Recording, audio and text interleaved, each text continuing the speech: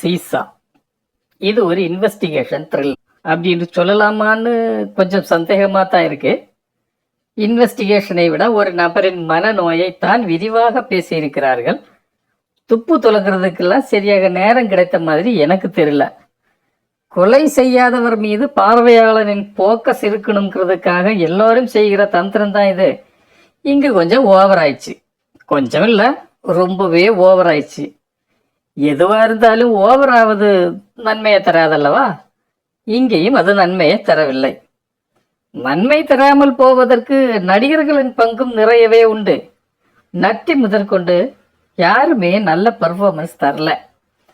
திரைக்கதை வசனம் இரண்டும் பாஸ் மார்க் வாங்கவில்லை என்று சொல்வது கூட பாராட்டாக அமையுங்கிற நிலைமை தான். பாடல்கள், பின்னணி இசை ஒவ்வொன்றா எதுக்கு சொல்ல, மொத்தத்தில் பார்ப்பது நஷ்டம் என்கிற உணர்வை தருகிற படம், அவ்வளவுதான்.